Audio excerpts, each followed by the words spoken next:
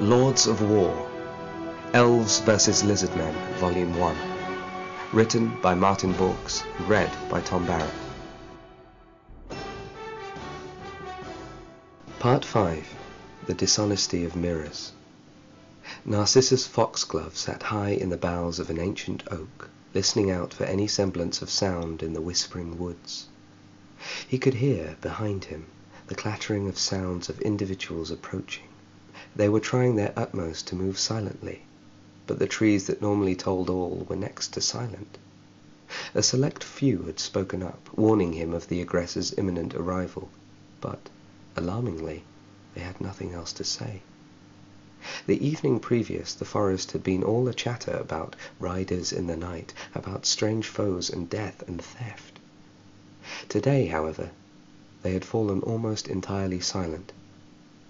In fact, no birds were twittering. The undergrowth was hushed, and all about him an alarming, palpable calm filled the air.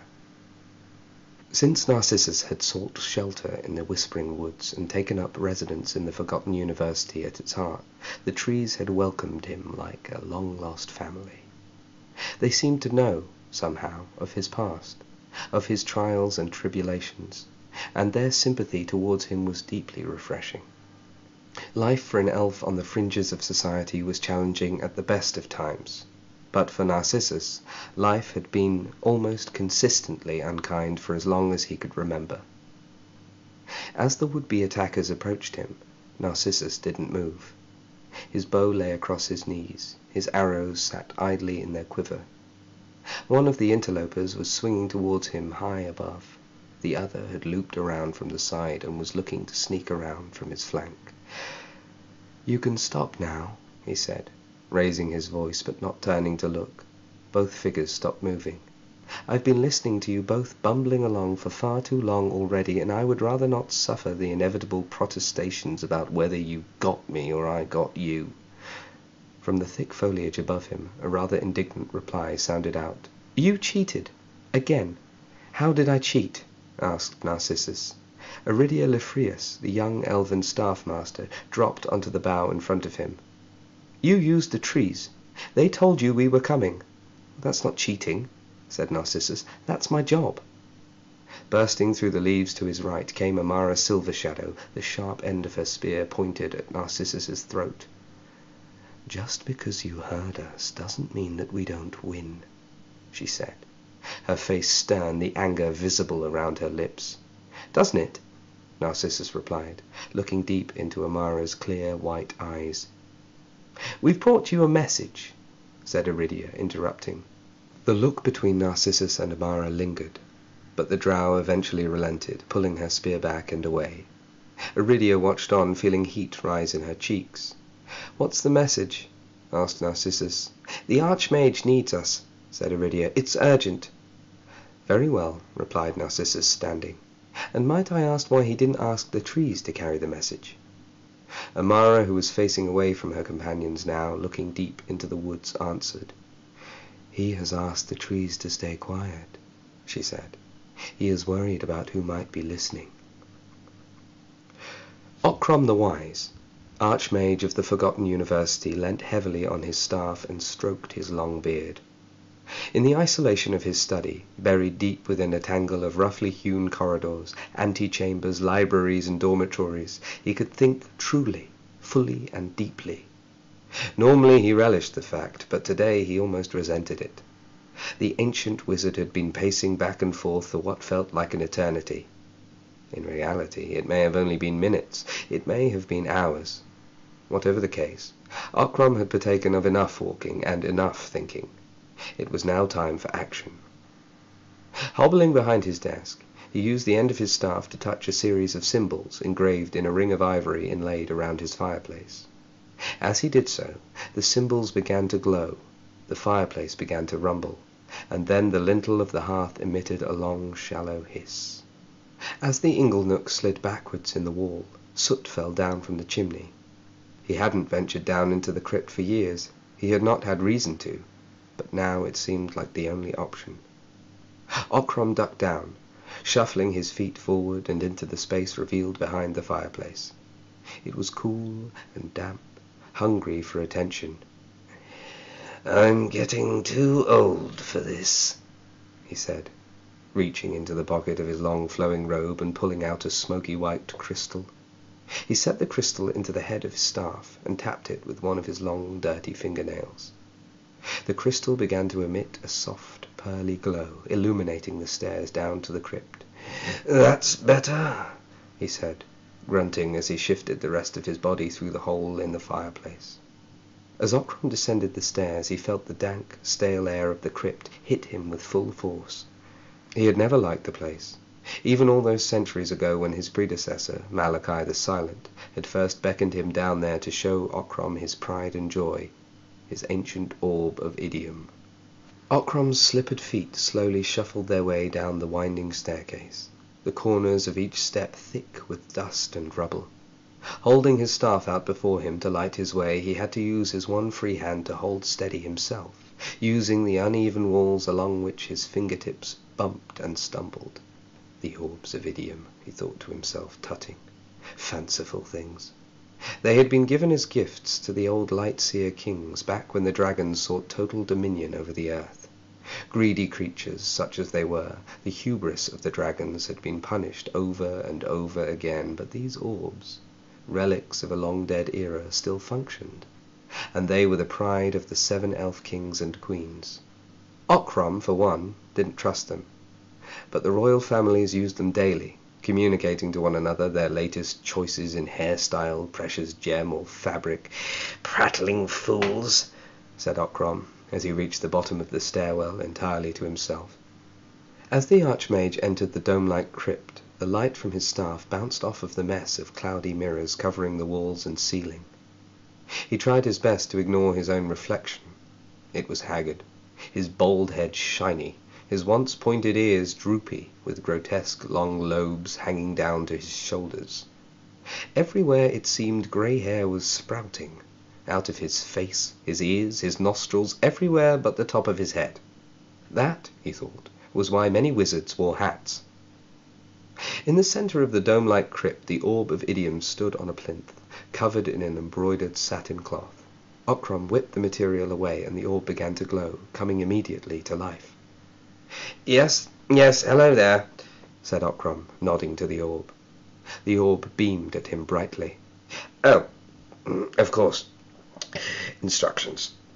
Well, I would suggest calling all of them, every last king and queen. Give them a moment to tune in, of course." The orb began to whir and whine, its glassy surface seeming to fill with bubbles. Then at once the bubbles began to fizz and boil, and the dome-like crypt was filled with light. In almost every mirror around the room a face appeared. "Good morning, your highnesses," said Ockram. "What ho, Ockram?" came the response from Gesalt of the North Watch. "It has been an age." "Yes, hello there," said Ockram. "Wise Archmage," came the silky voice of Rakshaka, Queen of the Drow.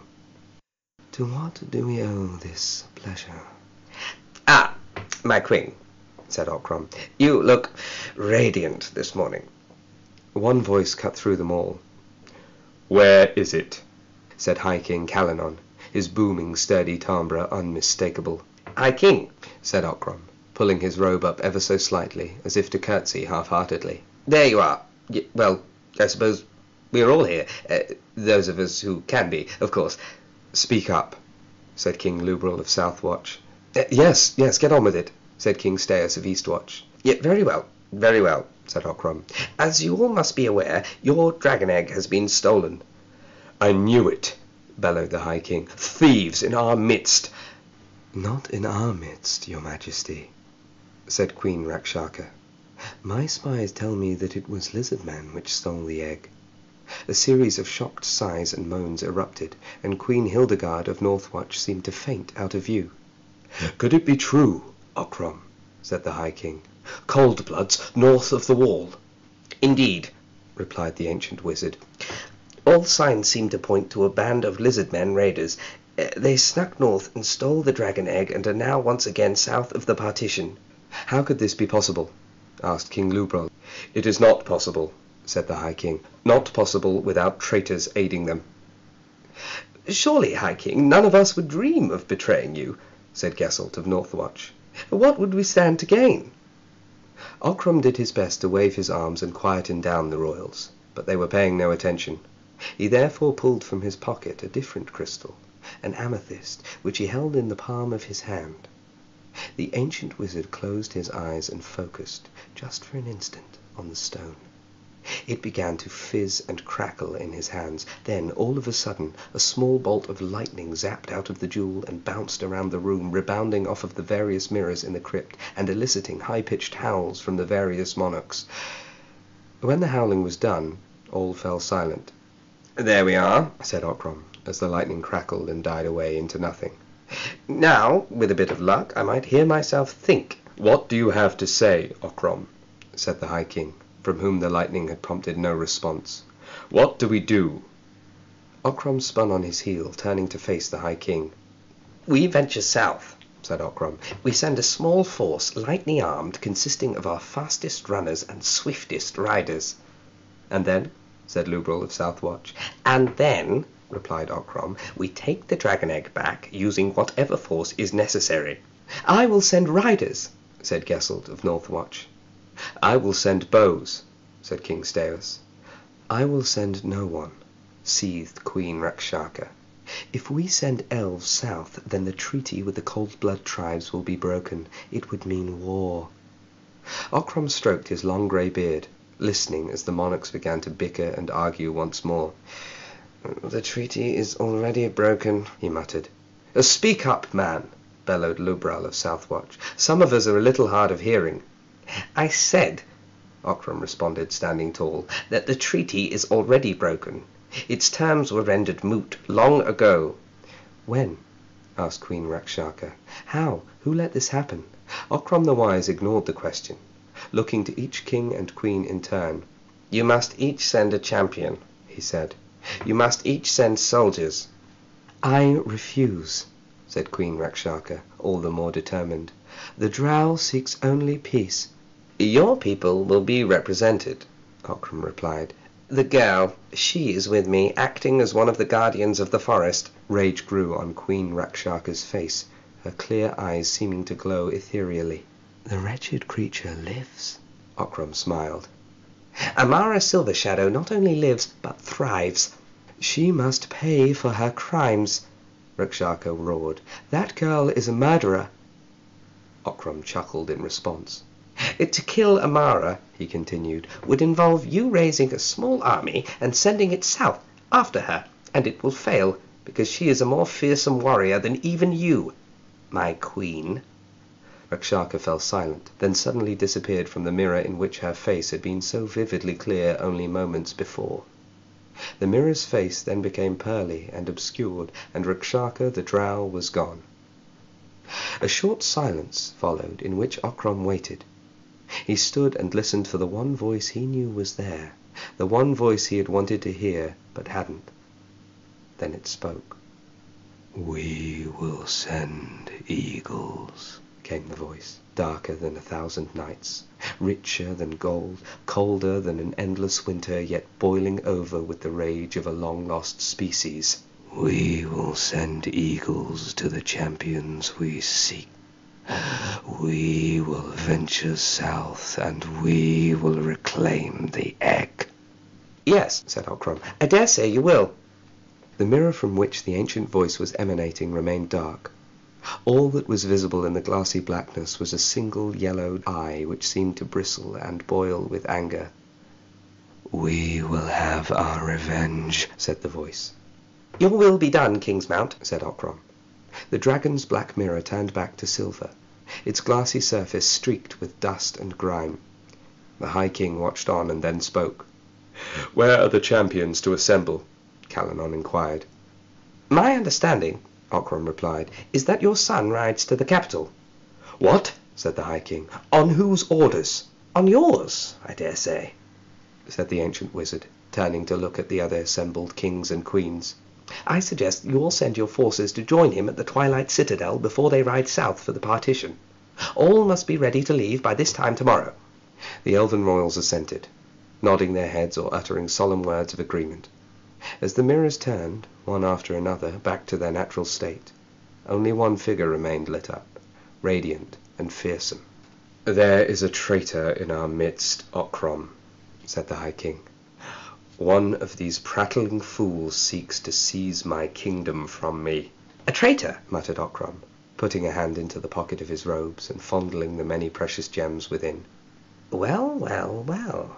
Ocrom picked up the carefully tailored covering and placed it back onto the orb of Idiom. The room fell utterly silent. Above him he could feel the arrival of the three guardians, Foxglove, Lifrius, and Silver Shadow. He had prepared them well for the battles to come, but for the betrayals, perhaps they still trusted too much in the nobility of elves. As if there was such a thing, he thought, especially amongst those with the pride enough to wear crowns.